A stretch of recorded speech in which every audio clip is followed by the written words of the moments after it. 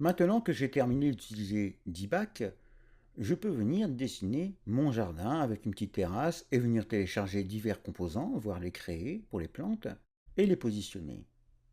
Alors évidemment, cela sort un petit peu du contexte dessiner une maison sous Dbac, mais j'avais quand même envie de vous montrer comment dessiner ce genre de choses très rapidement. Avant tout, j'ai commencé par créer des calques. J'ai donc placé mon escalier sur un calque. J'ai placé mon herbe sur un calque que je ne mets pas actif parce que l'herbe consomme énormément de ressources et comme j'enregistre, je ne peux pas, ou du moins très difficilement, faire les deux en même temps. Je suis également venu placer des meubles à l'intérieur de ma maison, des meubles qui seront hors plan puisque je n'ai pas jugé utile de le positionner sur les plans réalisés par Dbac. J'ai également créé un calque pour les plans, pardon, ici. Je peux donc désactiver ou réactiver mes plantes. Un calque que j'ai appelé revêtement jardin.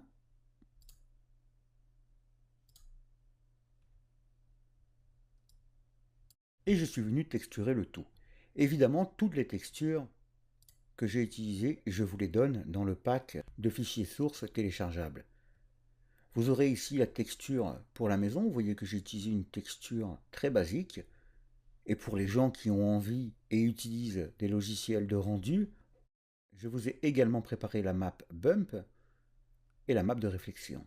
Pour les autres, cette texture-là vous suffira normalement. Je vous ai également donné la texture de la terre. On voit ici que la terre est répétitive, mais ça ne se verra pas avec l'herbe. Ce qui m'intéressait, c'est d'avoir simplement de la terre sous mon herbe, vue de près. Comme je vous le disais, je suis venu positionner des meubles à l'intérieur. Je vais décocher le premier étage. Je vais également décocher notre plafond que j'ai texturé. Vous voyez que ici, ce qui sert de sol, je vais texturer simplement avec les textures classiques. Celle-ci pour être précis. Donc les textures classiques de SketchUp. Je vais donc désactiver ce plafond. Et je suis venu placer quelques meubles que j'ai téléchargés, les composants simples, hein, un lit. Donc à l'extérieur, une table avec des chaises. Ici, deux sièges pour s'allonger, c'est un nom mais je ne m'en rappelle plus. Des bacs comme celui-là. Un lit bébé. Et ici, un autre lit. J'ai également texturé légèrement mon sol, toujours avec des textures basiques. Le revêtement latéral brun clair, que vous trouverez sous SketchUp de base. La texture ici pour mes murets, c'est la même chose. C'est une texture de base, c'est celle-ci, grès clair à effet de pierre de taille. Et celle-ci, c'est celle-ci, la pierre de maçonnerie multicolore. Alors je me rends compte que je vous ai dit que sur le premier étage, j'avais mis la pierre de maçonnerie multicolore. Ce n'est pas le cas, j'ai dû utiliser un carrelage, qui d'ailleurs est le même que celui qui est ici. Et ce carrelage, de mémoire, c'est celui-ci, le carrelage pour sol en marbre. Je suis ensuite venu avec un plugin qui s'appelle 3D Tree Maker. Alors je le sors pour que vous le voyez, développé par 3D Arc Studio. Je vais vous montrer où le télécharger. Donc voilà, vous pouvez le télécharger. C'est un plugin qui est gratuit si vous n'êtes pas très pressé. Il a parfois des temps d'attente sur la version gratuite, ou si vous ne faites pas un usage commercial. Ce plugin nous permet de dessiner facilement, par exemple, des arbres, des fleurs, etc. Voyez, des palmiers, etc. Il propose différentes plantes déjà configurées, et vous pouvez bien sûr créer les plantes comme bon vous semble. Également, ce plugin vous permettra de générer de l'herbe, donc de créer de l'herbe plutôt, mais également de les mettre en proxy et d'activer ou pas le proxy. C'est-à-dire, le proxy, c'est finalement uniquement les arêtes qui sont visibles, c'est-à-dire que vous n'aurez pas les textures et les faces. Cela est très intéressant pour travailler avec SketchUp, cela évite des ralentissements machine. C'est donc avec ce plugin que je suis venu dessiner toutes mes plantes. Et si vous ne désirez pas installer ce plugin, vous pouvez bien sûr télécharger des plantes sous le 3D Warehouse, il y en a beaucoup. De toute façon, les plantes que j'ai utilisées seront dans le fichier escapé, donc le fichier SketchUp que je mets à votre disposition, et vous pourrez donc venir enregistrer chaque plante tout simplement en la sélectionnant. Clic droit, enregistrer sous, et vous pourrez récupérer la plante et l'utiliser à votre guise. Il en sera de même pour les composants, vous pourrez venir récupérer tous les composants si certains vous plaisent. Alors pour créer cette terrasse, j'ai fait très simple. Je vais quand même vous le montrer. Je vais donc décocher mes plans, donc les rendre invisibles, mon revêtement jardin, et également mes meubles hors plan. Je vous rappelle que les meubles hors plan sont des meubles que je ne verrai pas lorsque je passerai ma maison en 2D avec D-Back. J'ai donc simplement pris mon outil ligne, je me positionne à une extrémité comme ceci, je reste sur l'axe vert comme ceci, vous voyez, je viens par exemple jusqu'ici et je viens maintenant sur l'axe rouge. Je vais me positionner à cette extrémité ici, je clique, j'écris ma ligne, je reste verrouillé sur l'axe vert et je viens prendre cette extrémité ici.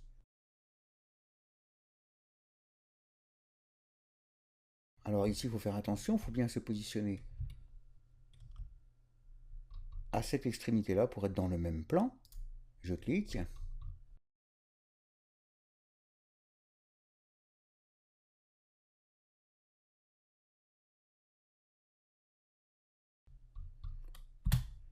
Maintenant que j'ai créé ma face, je vais pouvoir venir dessiner mon allée. Alors je vois ici que j'ai un morceau. Ah oui, c'est un petit oiseau que je vous ai mis en plus. D'accord, je vais vous le laisser. Je vais donc venir dessiner mon chemin. Pour cela, je reprends mon outil ligne simplement. Et je vais créer une ligne tout du long. Je me positionne où bon me semble. Hein. Je l'ai fait vraiment tout à l'heure comme ça au pif. Je donne une largeur que je ne calcule même pas. Voilà. Vous voyez que volontairement, ce trait-là n'est pas tout à fait droit pour donner un effet un petit peu plus réaliste. Je n'ai donc pas suivi d'axe pour le faire. Par contre, j'ai suivi un axe sur celui-là. Ensuite, je viens sélectionner mon outil arc par 2 points. Alors, on peut venir lui donner des mesures précises, mais là, pour moi, il n'y a pas d'intérêt. Donc, je viens faire un arc, je me positionne approximativement et je recherche la ligne magenta. Comme ceci, je prends mon outil gomme. Vous voyez, je me suis vraiment pas embêté. Hein. Et j'ai donc créé mes 2 parcelles qui vont me servir à texturer ma terre. Vous ferez la même chose pour créer le S ici. Je prends ensuite mon outil décalage, j'appuie sur F et je viens décaler, mettons, de 15 cm. Je vais faire la même chose ici et je viens décaler de 15 cm également. Je prends mon outil ligne, je viens fermer mes lignes.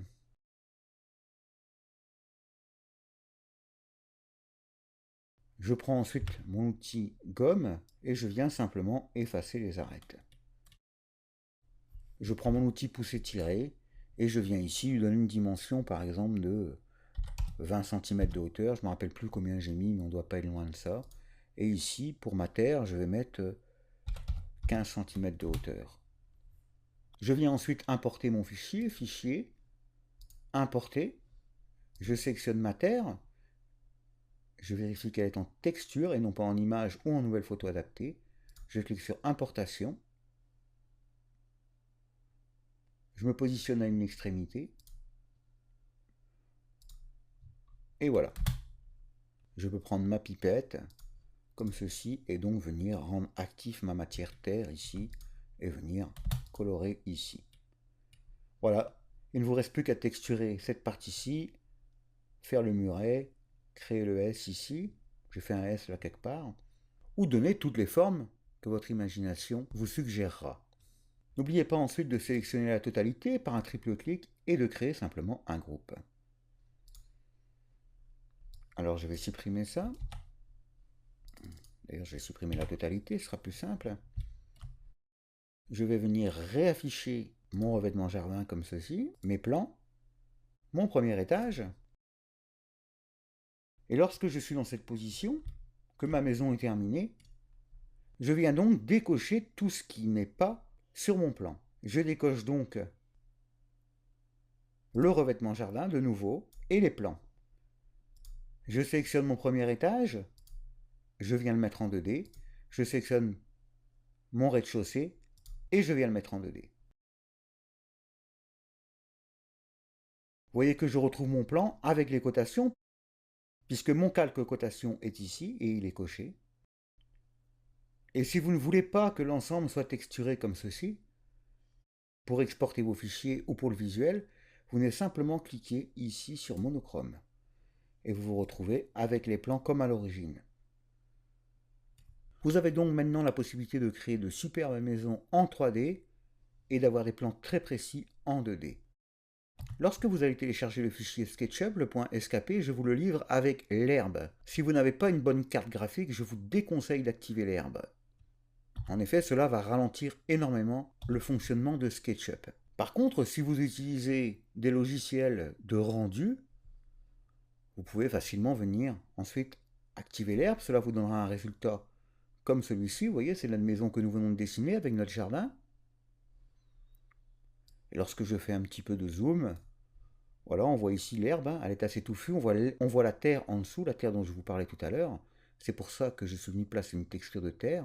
Et en réglant quelques paramètres, vous pourrez obtenir facilement des résultats qui pourraient laisser penser que ceci est une photo. On y voit nos meubles hors plan, le lit ici, le lit bébé, la table, les 2 sièges, etc. Et par transparence, on voit notre cadre, on discerne les canapés et également le haut des dossiers ici.